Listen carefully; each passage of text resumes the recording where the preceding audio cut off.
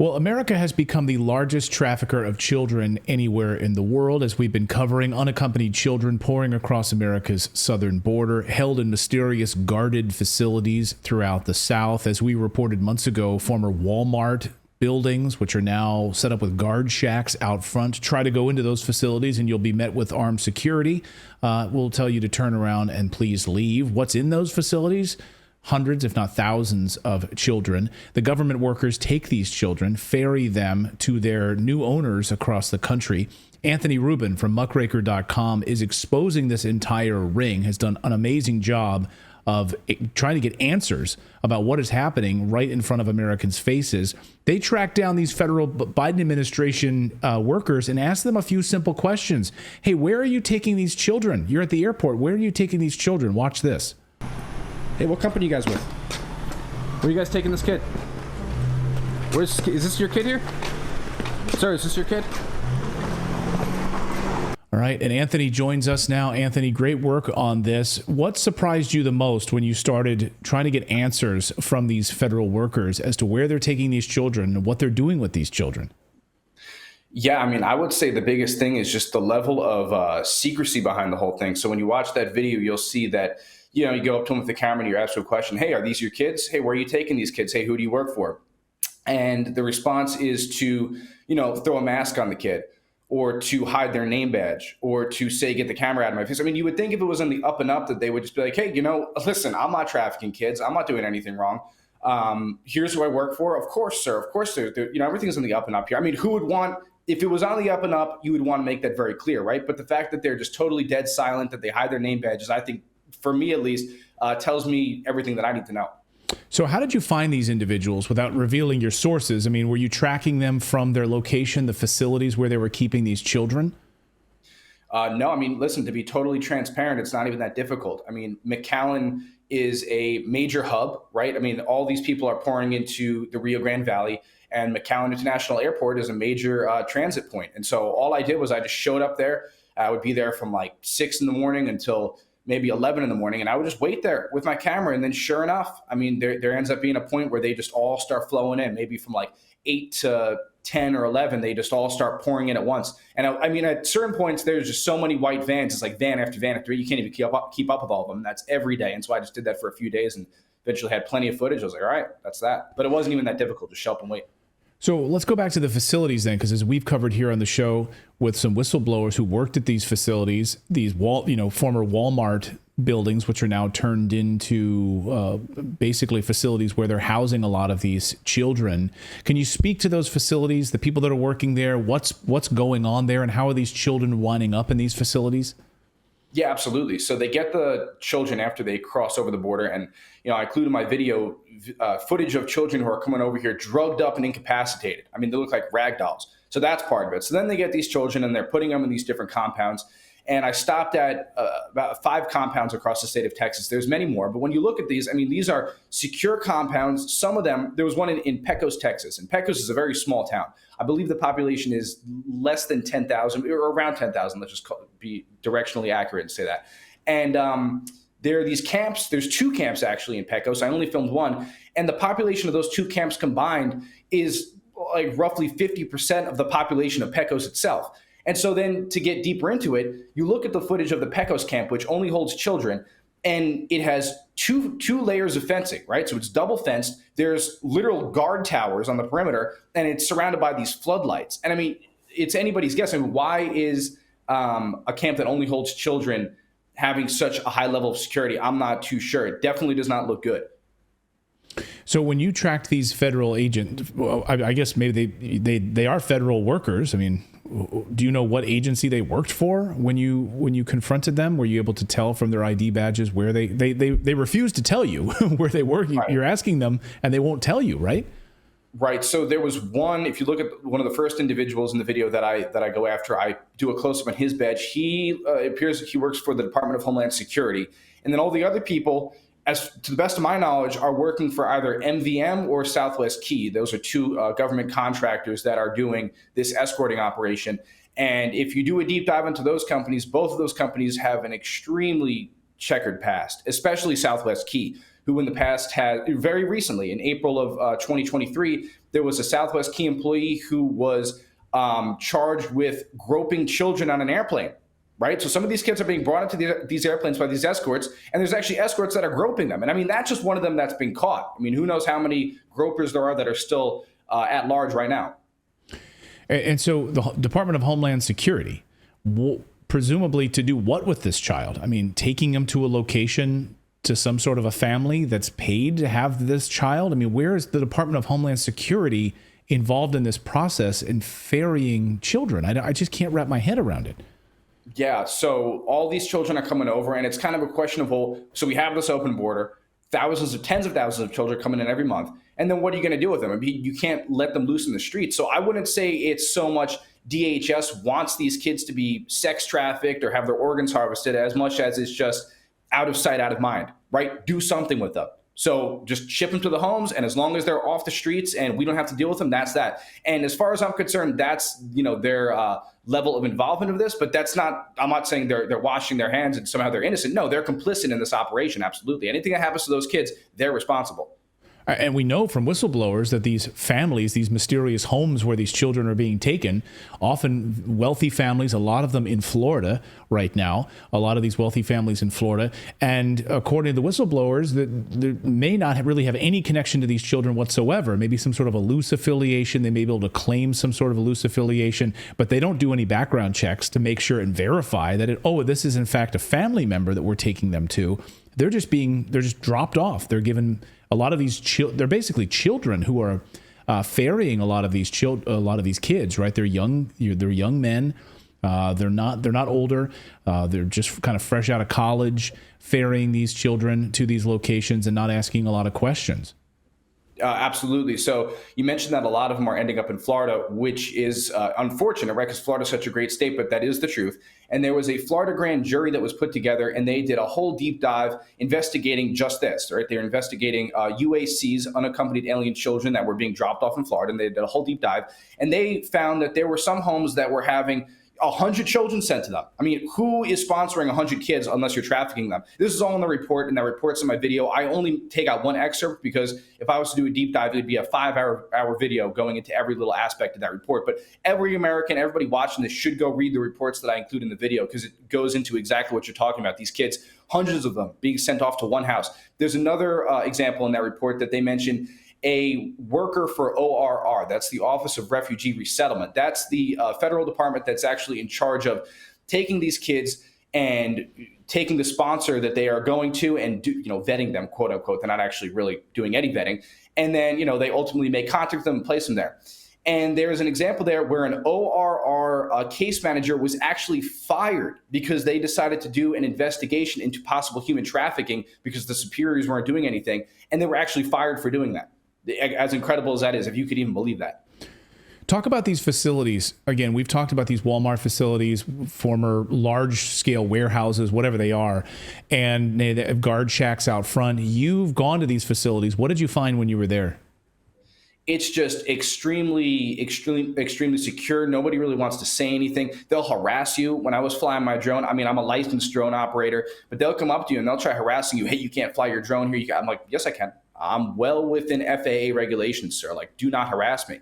But they'll come after you, and they'll do everything in their power to just scare you and get you not to film. If you're filming outside of some of these Walmart centers, you have people coming up to you. What are you doing? This and that. I had when I was working. This isn't so much at the compounds, but when I was filming at the airport, I didn't even include this in the video again because it was just so much information. I didn't want to overwhelm people. But when I was filming these escorts at the airport, they called the police on me. And I had the police come up to my car, knock on my window, and they were like, "Sir, what are you doing?" Now, thankfully, the police were on my side, but they tried harassing me like that. They filed a police report, and that's what they'll do. It's it's called lawfare, right? I mean, they'll weaponize the legal system against you and just try to scare you out of exposing them. What about tracking these children once they leave these workers' hands? What sort of a system do we have in place that's finding out where these kids are going, or if anything, is it out of sight, out of mind? So what happens is ORR does a 30-day wellness check. I mean, it's not even a check. It's a joke is what it is. And so they call up the sponsor and they go, "Hey, we just want to verbally confirm that everything's okay." I don't even believe it's a video call. I think it's just a phone call. And as if that proves anything. And so the 85,000 missing children number, that comes from the fact that since 2021, 85,000 of those phone calls have just gone unanswered. And there's no second attempt. There's no case with Child Protective Services. There's no police report filed. The address of the sponsor isn't marked as suspicious. None of that. It's just, they're just gone. And that's it. Nobody follows up. And so that 85,000 number, that doesn't include possibly kids that go missing after the 30-day wellness check. That doesn't include kids that maybe were already missing, but their sponsor picked up the phone and said, yeah, they're fine. Or kids that are just smuggled across the border and never detained by Border Patrol. I mean, that number, 85,000, it could be 850,000 for all we know. Incredible. Talk about the numbers you're seeing come across the border. You've been to the border monitoring what we've seen over the past couple of months, record-breaking numbers. When we see these children coming across, who's bringing them? Are they coming by themselves? We had reports last week of just a 5-month-old being found laying there. Just a 5-month-old just laying there next to a barbed wire fence. No adult around. And these are the types of people that Border Protection are having to take in, pick up and do something with. So what are you seeing when you've been at the border recently? I mean, it's all types of shady. I mean, this just over the last 30 days, I believe that the number is approaching 300,000 people in 30 days. If you could even imagine, that's just unfathomable. And so just think about the kinds of people that are crossing over, right? And think about the types of people, when you watch my video, you'll see I put tons of footage that I had of these adults, and all of the adults seem to be walking over with babies. It seems a little bit odd, right? How is it that every border crosser happens to have a baby, right? Is that what happens? You have a baby and then you decide to cross the border? I mean, it seems a little bit coincidental, right?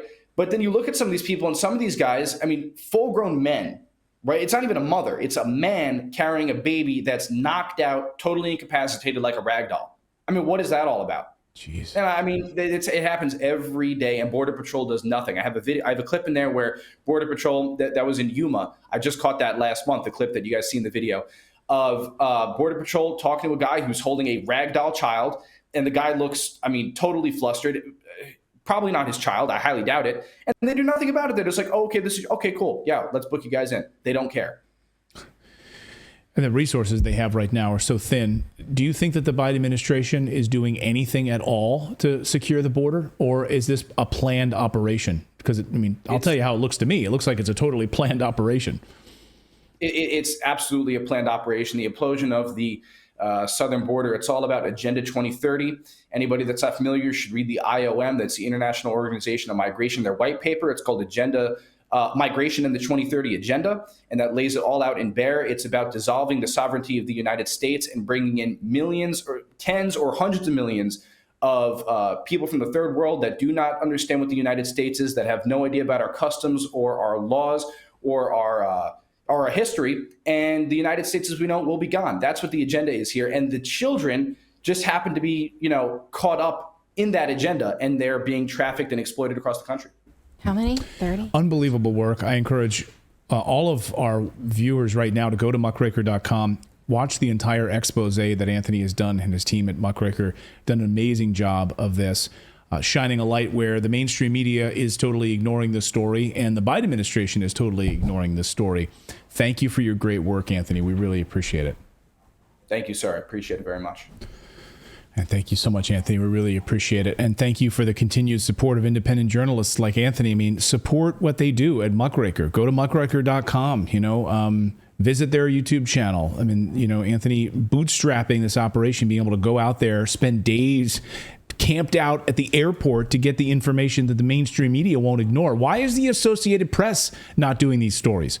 Why is Reuters not doing these stories? Why are other members of the mainstream? Why is the New York Times, with its billion-dollar budget, not doing these stories? Well, we know why they're not doing these stories based on their reaction to the movie, the movie that was popular the Sound of Freedom movie, is that they think that any kind of admission that child trafficking is real feeds into conspiracy theorists for MAGA extremists. Yeah. Well, we've got more news to get to here on your Tuesday.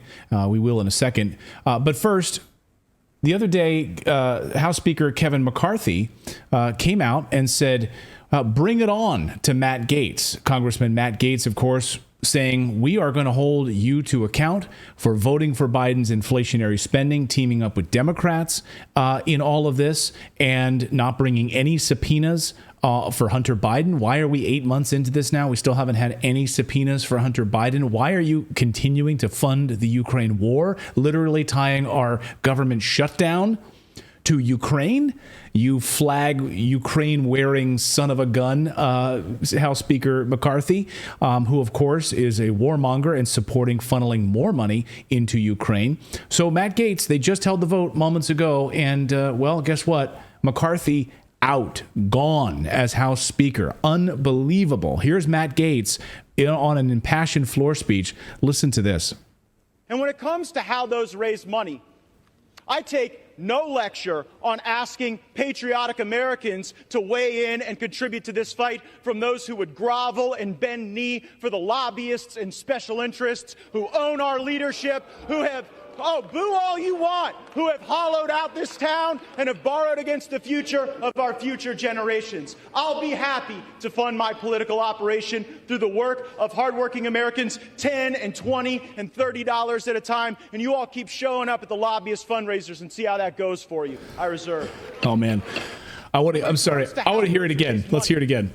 I take no lecture on asking patriotic Americans to weigh in and contribute to this fight from those who would grovel and bend knee for the lobbyists and special interests who own our leadership, who have, boo all you want, who have hollowed out this town and have borrowed against the future of our future generations. I'll be happy to fund my political operation through the work of hardworking Americans, $10 and $20 and $30 at a time, and you all keep showing up at the lobbyist fundraisers and see how that goes for you. I reserve. What are they booing when he says you all are taking lobbyist money? Like, boo, don't say that in public. Right. Yeah, like don't let the cat out of the bag. That's how we all make our money. Boo, you're talking down about the lobbyists. What you're doing is you're telling tales out of school.